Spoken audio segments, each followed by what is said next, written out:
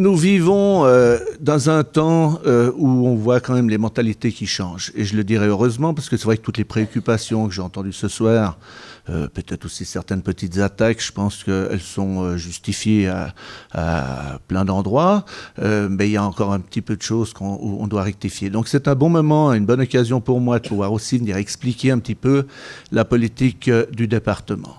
Quand je suis arrivé dans ce département, il faut dire qu'avant, j'avais quand même fait 14 ans au Grand Conseil en tant que député dans le Parti démocrate chrétien. J'ai fait une dizaine d'années au Conseil national à Berne.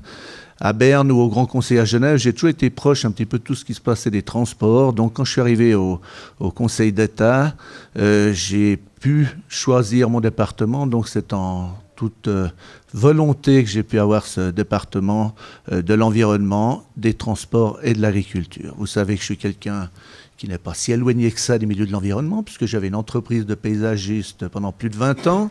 Je suis issu des milieux de l'agriculture, donc j'ai travaillé aussi dans les milieux de l'agriculture. Je suis partie de ces jeunes qui, dans les années 80, se l'ont lancé dans ce qu'on appelait la production intégrée, c'est-à-dire presque proche du bio européen encore aujourd'hui en fonction. Donc je suis quelqu'un qui suis très ouvert sur tout ce qui touche les mesures environnementales.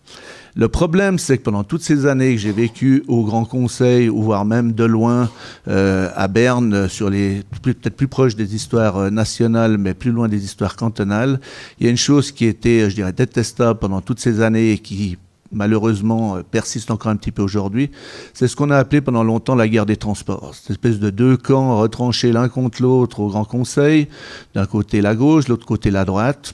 C'était pas toujours évident, mais on arrivait quand même à trouver des consensus, entre autres avec mes prédécesseurs, comme des gens comme M. Kramer et bien sûr Mme Künzler, qui a fait aussi beaucoup pour les transports publics. Cette guerre des transports, quand je suis arrivé au Conseil d'État, la première chose que je me suis dit, il faut y mettre fin. Et pour y mettre fin, il faut tout simplement rassembler les gens, se remettre autour de la table, rediscuter peut-être de manière à quitter, je dirais, un petit peu nos camps respectifs. Aujourd'hui, on se rend compte que c'est quand même un petit peu plus facile, puis qu'il y a un terrain qui est favorable, c'est qu'on est tous à la fois, je dirais, utilisateurs des TPG, cyclistes, motards. Alors certains me disent Bartassa le motard. Oui, c'est vrai, Bartassa il a 2 motos, mais il a 4 vélos. Ça, personne ne le dit, quoi. Et si j'ai 4 vélos, c'est parce que je les sers beaucoup. Vélo de route, VTT, et puis un autre qui est un peu mon city bike quand je me balade pour aller au boulot. Mais maintenant, j'ai déposé non seulement la voiture, mais aussi le vélo, parce que je fais 4 km par jour à pied. Je me force à les faire. Et je suis tout à fait conscient que c'est bon pour la santé, parce que quand je suis fini ma campagne électorale, je faisais 113 kilos. Aujourd'hui, j'en fais plus que 104. Donc voilà, tout à fait ouvert à ce genre de choses. Je me suis rendu compte aussi que, eh bien, quand on regarde un petit peu de l'extérieur, quand on n'est pas forcément aux commandes, ça paraît toujours plus facile que quand on y arrive.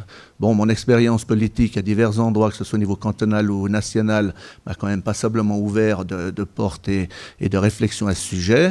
Mais j'avais besoin encore de me remettre en question sur passablement de problèmes. Vous savez que je vivais à la campagne, dans la région de Bardonnay, qui est une des régions les moins polluées du canton. Et maintenant, j'habite à 300 mètres d'ici, à la rue des Bains, qui est dans des endroits les plus pollués du canton. Donc voilà, j'ai rencontré mes collaborateurs, qui sont des gens qui... en tout cas, l'impression qu'ils me donnent, c'est pas de freiner, je dirais, les projets de la ville ou les velléités des milieux cyclistes ou piétons de la mobilité douce, mais je crois qu'on est tenu par énormément de règles, de règlements, de lois cantonales, de règlements internes, de règlements parfois entre les départements, et puis aussi pas mal de directives, qu'elles soient cantonales ou fédérales. Et aujourd'hui, quand je suis arrivé dans le département, la première chose que je me suis dit, ce qu'il faut qu'on fasse, c'est des espèces d'états généraux des transports.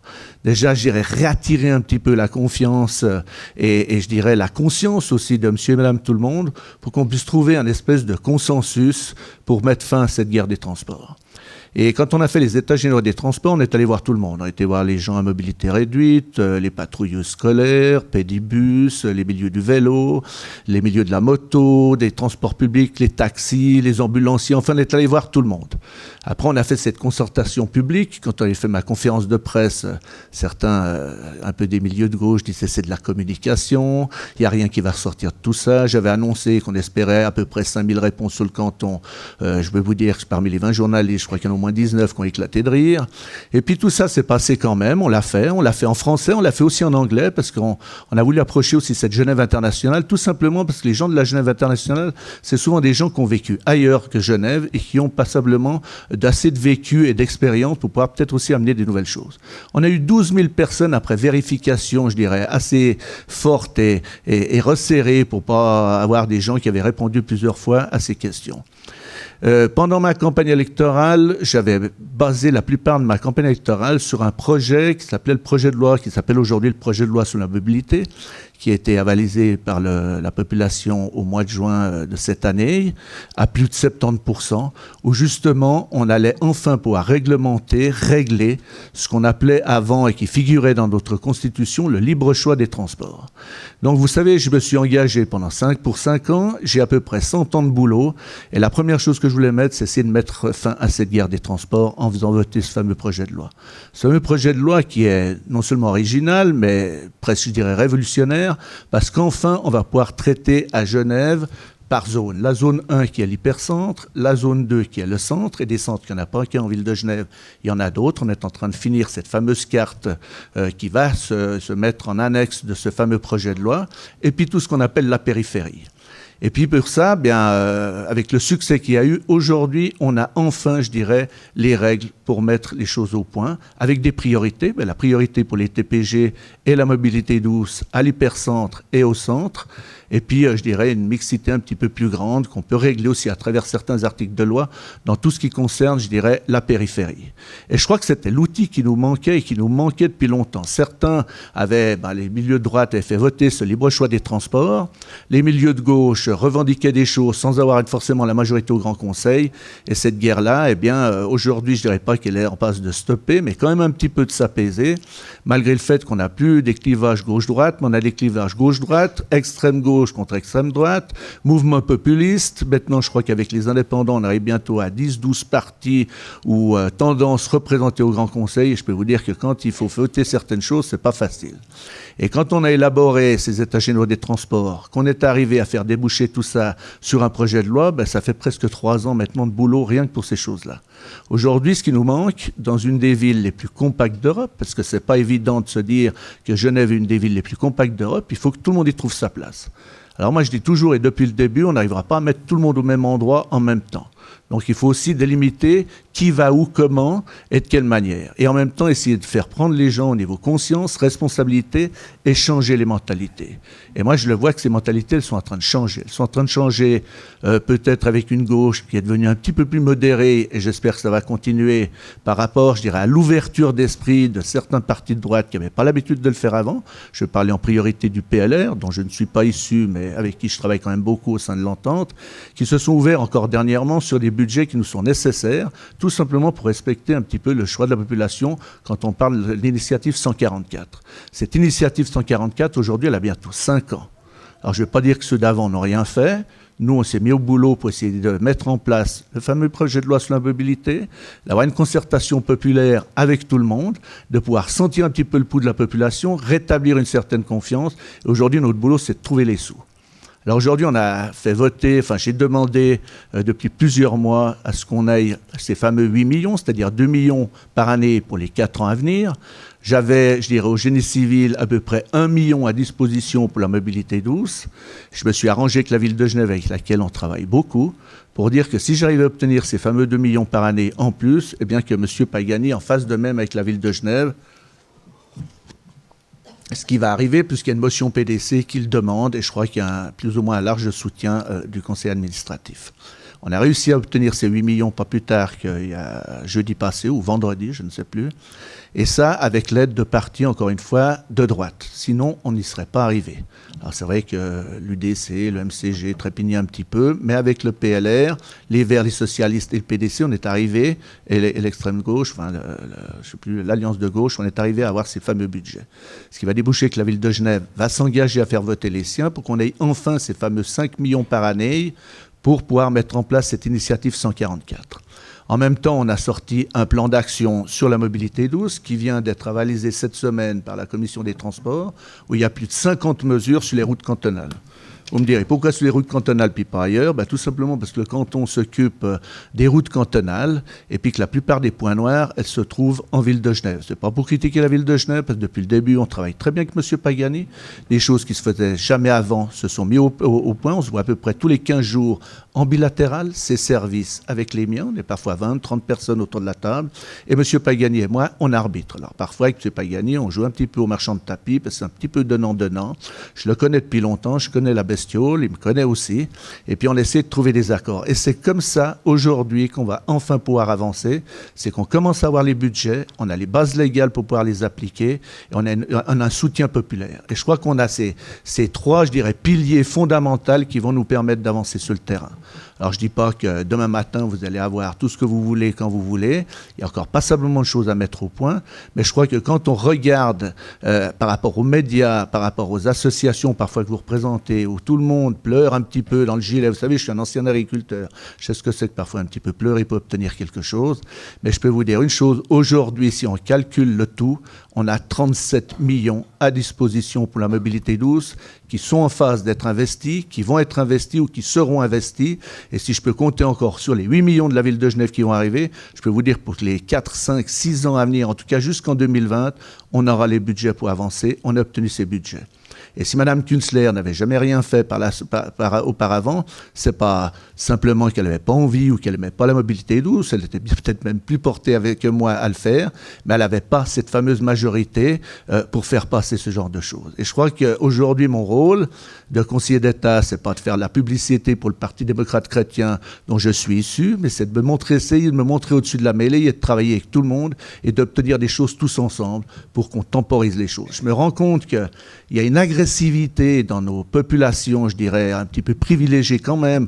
On a parfois des soucis, je dirais, d'enfants gâtés. On vit dans un concept où il y a des possibilités inimaginables, non seulement dans le Genève centre et hypercentre, mais dans toute la région, en canton, encore une fois, le Grand Genève. Du côté des élus français ou avec nos amis vaudois, on fait énormément de choses. On parle d'environnement, qui s'y est lié directement à la mobilité douce.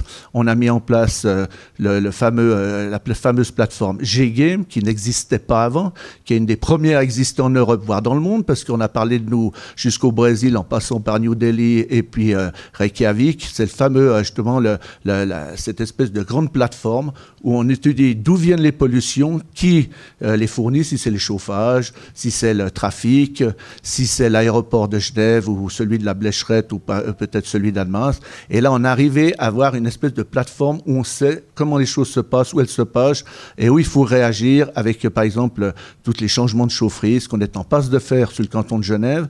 Les Français l'ont avoué qu'ils ont des gros problèmes de pollution avec cela, et ils sont en train aussi d'avoir tout un programme qui se met en place pour, à l'image de la Suisse, changer certaines choses.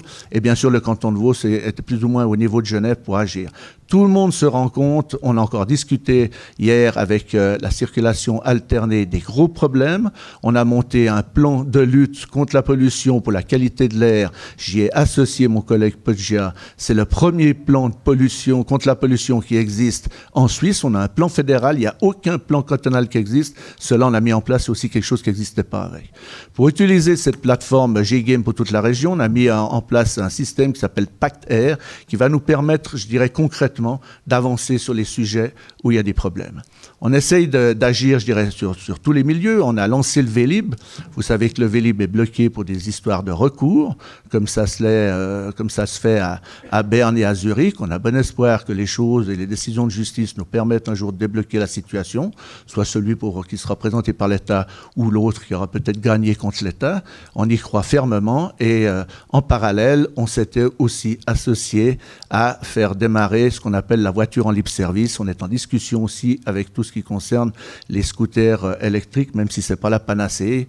Vous savez qu'il y a plus de 58 000 deux roues qui circulent à Genève. C'est des gens qui ont déposé leur voiture pour les en deux roues motorisés. Et bien aujourd'hui, ces gens, il faut essayer de leur faire passer aussi peu la rampe de la mobilité électrique, que ce soit le scooter ou voir le vélo un jour.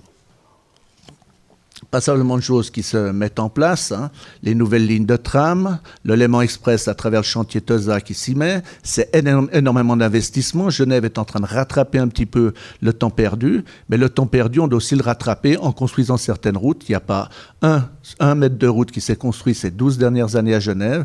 Et quand je parle de route, ce n'est pas des routes qu'on veut faire passer à travers le centre-ville, mais bien éviter ce centre-ville, que ce soit des routes d'évitement, que ce soit des barreaux pour les futurs grands ensembles, comme les communaux d'Ambily, comme les grands SR à Verrier, comme les Sherpines à Plan-les-Ouates, ou voire même comme le Grand Bernay.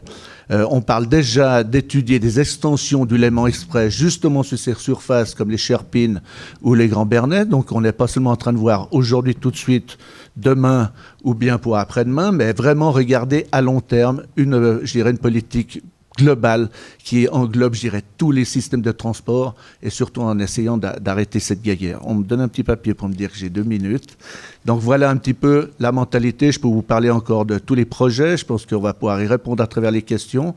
On vient aussi avec la technologie TESA qui non seulement va remplacer tous nos bus diesel, j'y ai délié une ligne qui s'appelle la ligne 23, qui sera la première ligne au niveau international pour une entreprise qui crée pas mal d'emplois sur notre canton et qui sont très ouverts à tout ce qui touche, je dirais, l'environnement, puisqu'on va équiper aussi nos mouettes du système TESA. On parle de traversée du lac par bac, cette fois, avec le système TESA qui pourrait s'installer dessus.